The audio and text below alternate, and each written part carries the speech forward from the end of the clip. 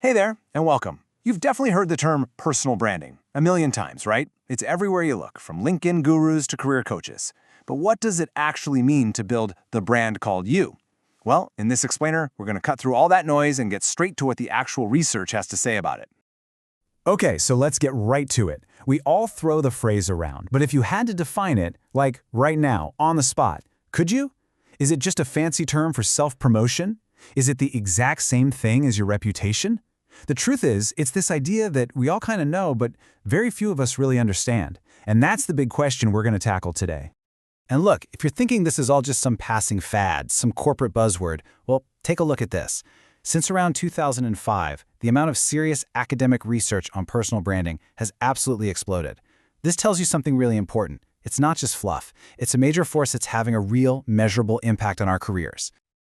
So why the huge surge right now? Well, a few massive forces are at play. First, that old-school career ladder?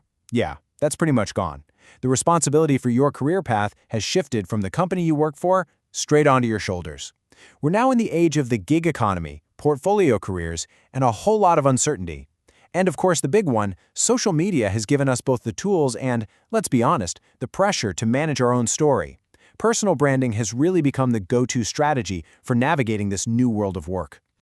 Okay, so with all that context in mind, let's get down to the brass tacks. What exactly is personal branding? To really get it, we need a clear, solid definition to separate it from all the other ideas that get mixed up with it.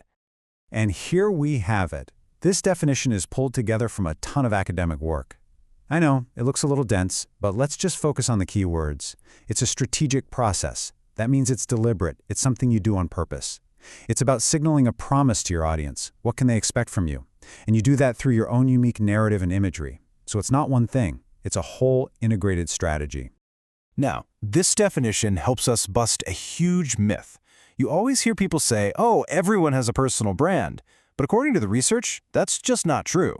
As this quote points out, what everyone has is a reputation. A personal brand is totally different. It's something you have to actively and intentionally build. This table just lays out the difference perfectly. Look at that top row for personal branding. Is it strategic? Yes. Does it require your active involvement? Yes. Does it involve a story, a narrative? Yes. Now compare that to reputation or image. They aren't always strategic. They don't always need you to do anything. Your reputation is what people say about you when you leave the room. But a personal brand? That requires you to be in the room, shaping the conversation. The key takeaway is simple. A brand is built, but a reputation? That just happens. Okay, so we've nailed down what it is. The next logical question is, how does it work? How do you actually do it? Because this isn't some task you check off a list. It's a dynamic, continuous cycle. So this is the complete model from the research. And I know, at first glance, it might look a bit intimidating, but the core idea is actually a really simple loop. It flows from self-reflection to positioning yourself to getting feedback, and then making sense of that feedback to start the cycle all over again. It's this constant process of acting and then adjusting. And at the very heart of that cycle, you have this constant push and pull between two things, your desired self and your perceived identity. Basically, it's how you want to be seen versus how people actually see you. The entire goal of personal branding, the whole game, is to shrink the gap between those two things and get them as aligned as possible. So let's break that big cycle down into 4 clear steps. Step 1, self-reflection. You got to know what your unique strengths and values are. Step 2, positioning. This is where you communicate your brand through what you do, what you say, and what you share. Step 3, feedback seeking. You have to actively listen to how people are responding. And finally, step 4, sense making. You take that feedback and use it to tweak your strategy and close that gap. It's a powerful 4-step loop. And you know, in our world today, that positioning step, step 2, it almost always happens online. Platforms like LinkedIn, X, or even a professional blog, these have become the main stages where you perform your brand. Digital storytelling isn't just a nice-to-have anymore. It's the core tool you use to signal your promise to the world. So that all sounds like a lot of work, right? The big question is it worth it? And, maybe more importantly, are there any downsides? Let's dive into a more balanced view of the outcomes, the good, the bad, and the ethically tricky. The benefits can be huge, and they happen on 2 levels, inside and out. Internally, people report having much greater self-awareness, credibility, and even a sense of fulfillment. And externally, the payoff is what you'd expect.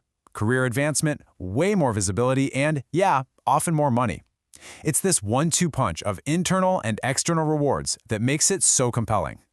And what's really interesting is that this isn't just a solo game. The research shows that when employees have strong personal brands, the whole organization can benefit. It often leads to better knowledge sharing and can give the company's reputation a real boost. So it really can be a win-win situation. But now, we have to talk about the perils. And the first one is a big one: commodification. This quote really hits hard. It asks a tough question. In this whole process, does your self just become a commodity for sale? Are we just creating persuasive packaging for ourselves, like we're a box of cereal on a shelf? It's a really uncomfortable, but absolutely necessary question to ask. And that leads to the second major risk, coercion. Is personal branding even a choice anymore? Some sociologists argue that it's becoming coercive, that it's basically a non-negotiable part of survival in the modern workforce. That pressure to be always on, always managing your brand can start to feel less like an opportunity and a lot more like a burden. And all of this leads to a final challenge that I'm sure you've felt: the great blurring. The lines between our personal and professional selves have become, as the research says, nearly impossible to separate online.